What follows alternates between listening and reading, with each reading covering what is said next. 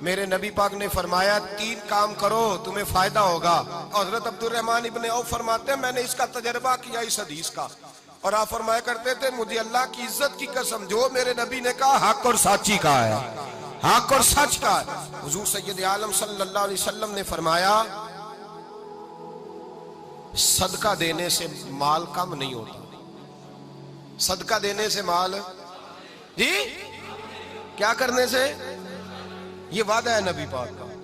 صدقہ دینے سے پیسے, اچھا بتائے نا جی مجھے 1000 میں سے 500 دے دیا تو باقی کتنے رہ گئے؟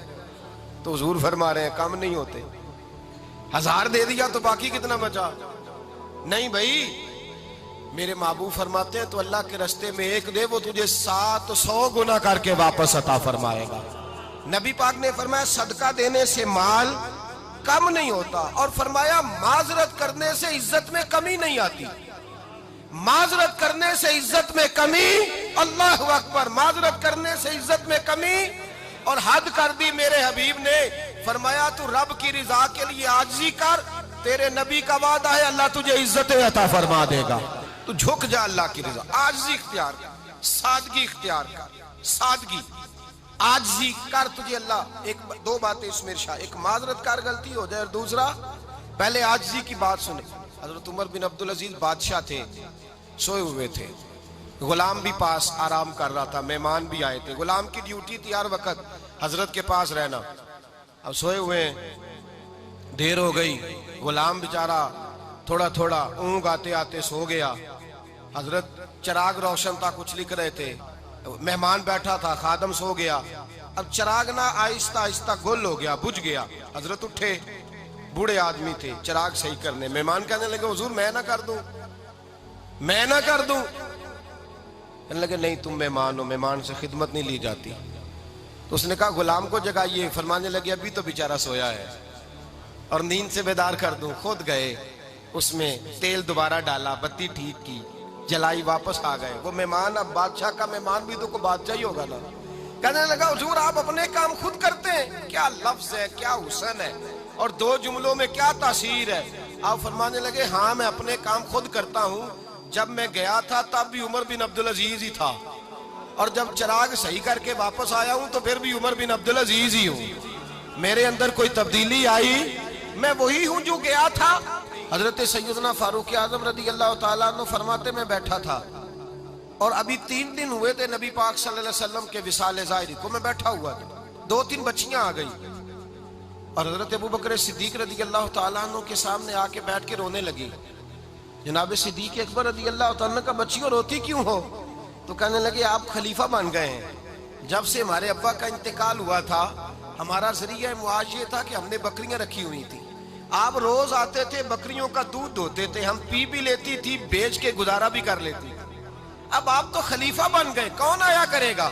تو حضرت ابو بکر صدیق فرمانے لگے تمہیں پتہ ہے جو خلیفہ ہوتا ہے وہ تو خادم ہوتا ہے قوم کا, میں آیا کروں گا. حضرت ابو بکر صدیق روزانہ اٹھتے عصر کے بعد اور جاتے, خلیفہ ہونے کے باوجود ان بچیوں کی بکریوں کو پکڑتے, دودھ دھوتے, ان کے گھر میں دے کے آتے.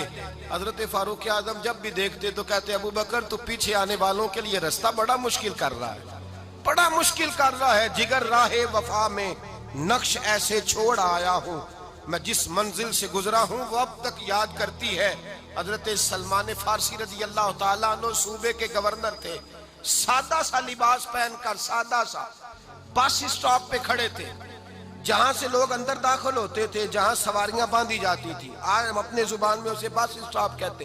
باہر کھڑے تھے, کوئی مہمان آ گیا کسی کا, اس نے دیکھا سادے سے کپڑے ہیں, خستہ سی حالی ہے, اس نے سمجھا کوئی کلی ہے شاید, معاذاللہ کوئی ملازم ہے. کہنے لگا خادم ادھر آؤ, ادھر آؤ. آپ قریب گئے, کہنے لگے میرا سامان اٹھاؤ.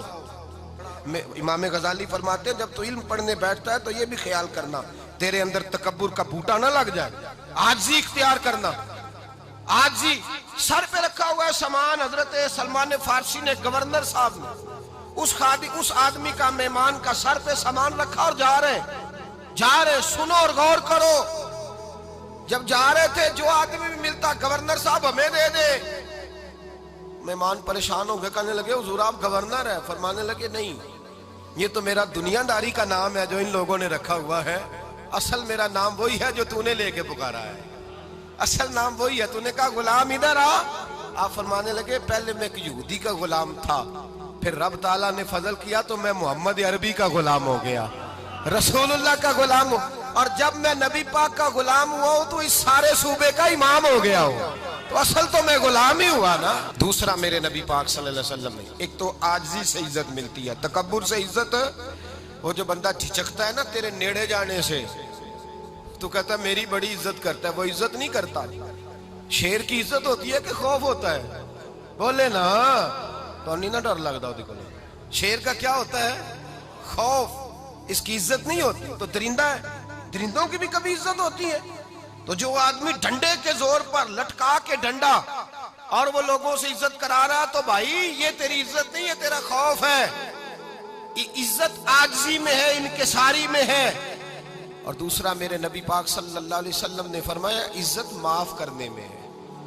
عزت کس چیز میں ہے؟ بدلہ لینے میں عزت، یہ حقائق ہے۔ عزت بدلہ لینے، جس نے ایک تھپڑ کے جواب میں 2 مارے وہ باعزت نہیں، بلکہ مسند امام احمد بن حنبل پڑھی، حضرت موسیٰ علیہ السلام کوہ طور پہ کھڑے، میرے رسول پاک علیہ السلام فرماتے ہیں جناب موسیٰ علیہ السلام نے اللہ کی بارگاہ میں عرض کیا، اے اللہ ساری دنیا کہتی ہے ہم عزت والے ہیں، ہم عزت والے، من اعز عبادہ کا یا اللہ، اے اللہ تو بتا تیرے بندوں میں عزت والا کون ہے؟ تو حضرت موسیٰ کہتے ہیں رب کریم نے فرمایا اذا قادرا غفارا، جس کے پاس بدلہ لینے کی طاقت ہو پھر بھی معاف کر دے وہ بڑی عزت والا ہوا کرتا ہے۔ جو اینٹ کے جواب میں پتھر مار سکتا ہو، جو گولی کے جواب کے اندر 15 گولیاں مار سکتا ہو، لیکن معاف کر دے وہ بڑی عزت والا ہے۔ عزت والا ہے جو معاف کرے۔ حضرت فخر جہاں دہلوی بہت بڑے درویش تھے، سلسلہ عالیہ چشتیہ کا بہت بڑا نام، اور اس صوفی کے آپ حالات پڑھیں تو رب کریم